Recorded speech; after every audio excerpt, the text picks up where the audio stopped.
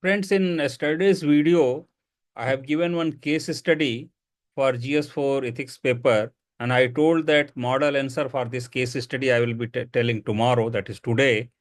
So I am here with the model answer for that case study. I also today I have one another question, theoretical question, as I will be putting before you, for which model answer I will be giving tomorrow. And this series will continue till October end. By that time, we will be covering about 100 case studies of different kinds and about 100 theoretical questions along with model answers. So, which will be very useful to the UPSC GS4 ethics candidates who want to prepare well. They may join this channel, and also we have WhatsApp group and Telegram groups, and I am taking weekly Zoom classes also on Sundays from 9 p.m. to 10:30 p.m. for GS4 ethics. So they may join those classes also if interested. So now we'll see what is the answer for the case study which I gave yesterday.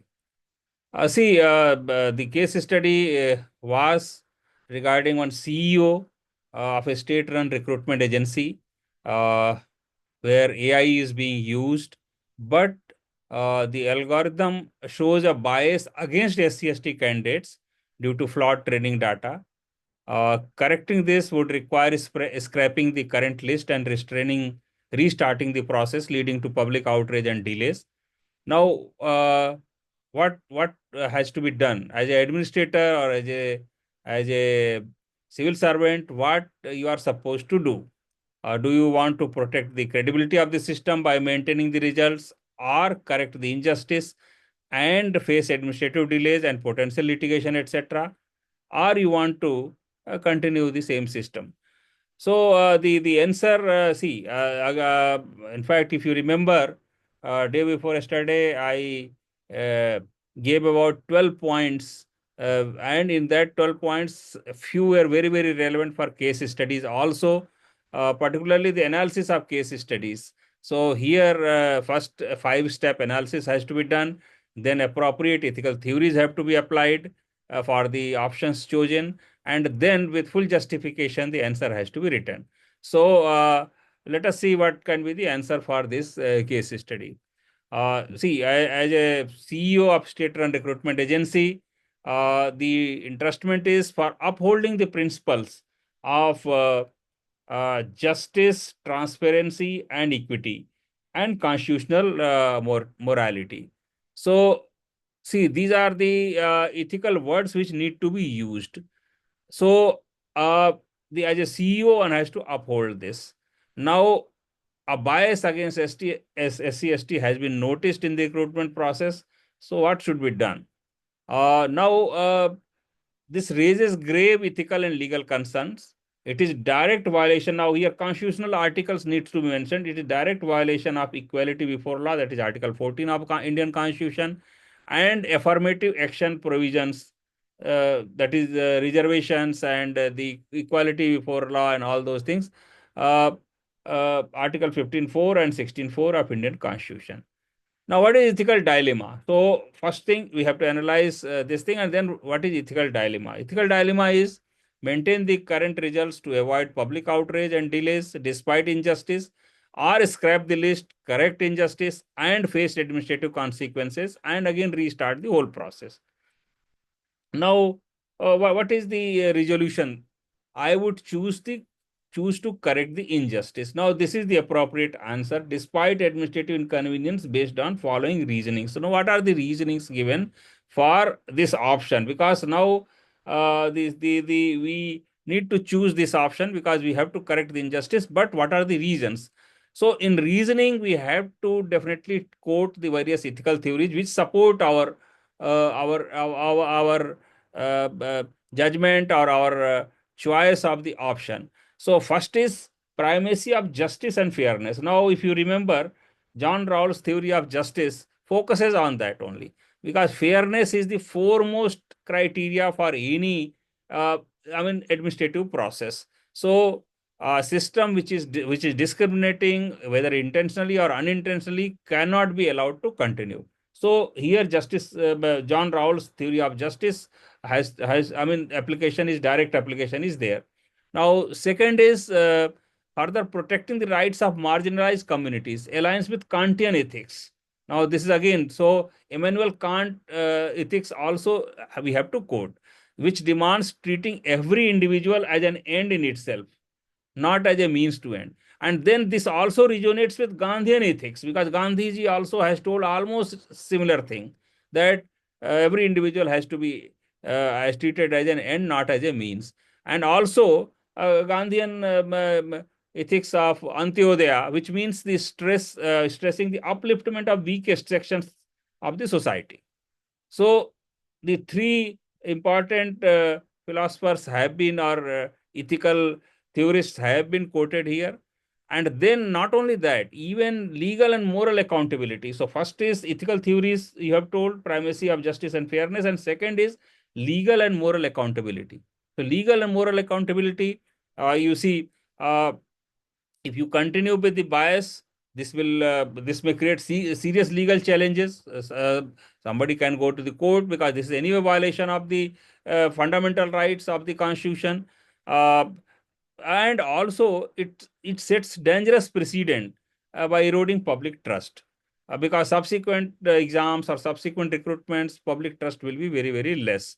So as per administrative law, an action founded on discriminative practices is invalid ab initio. This is the legal theory.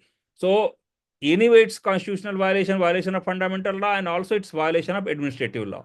So therefore, legally and morally also, this is not correct. I mean, continuing the whole recruitment process is not correct. Then again, we'll come to constitutional values. Now, constitutional values, preamble, directive principles, and fundamental rights, all the three support the scrapping of the whole system and going fresh, because we have to uphold the social justice, we have to support the marginalized communities, because this is a mandate of the constitution.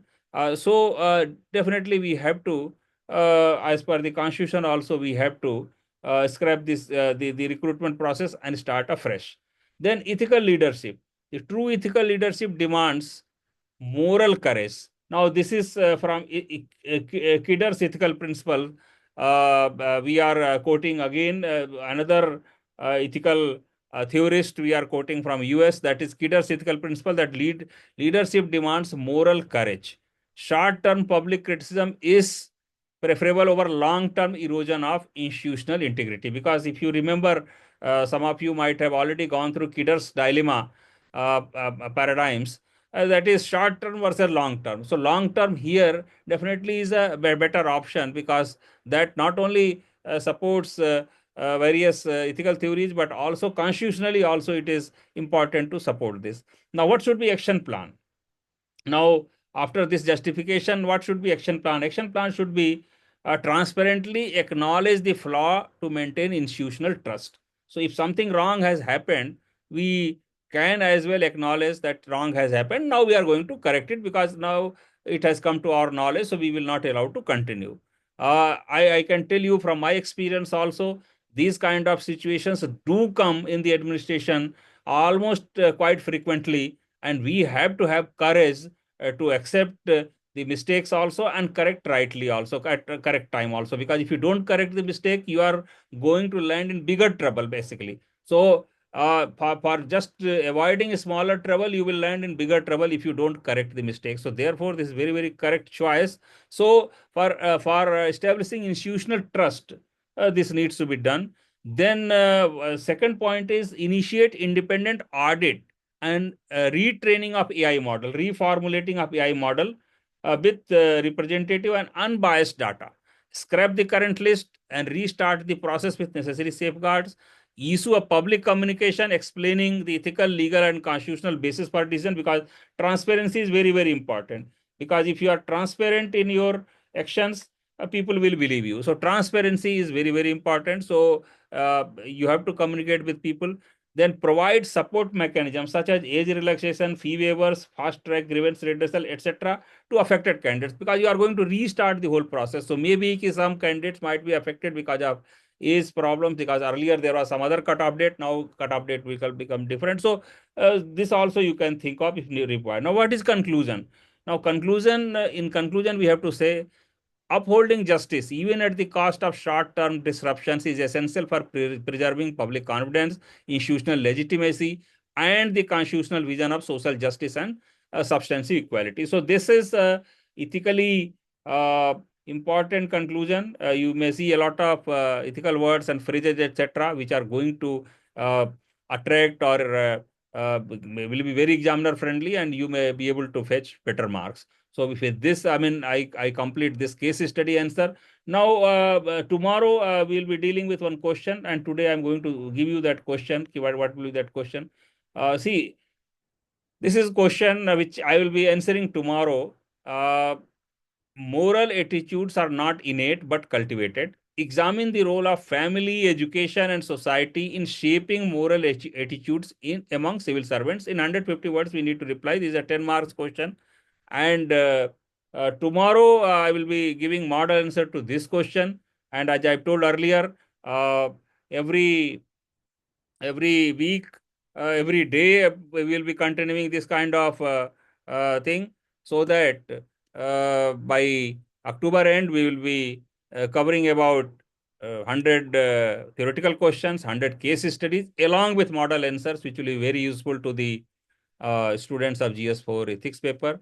So with this, I thank all the viewers, and I close the today's session. We will meet again tomorrow with the answer of the today's question, and tomorrow again we will be dealing with one case study, and for which subsequent days we will be again giving the model answer for that. So thank you once again to all the viewers. Thank you.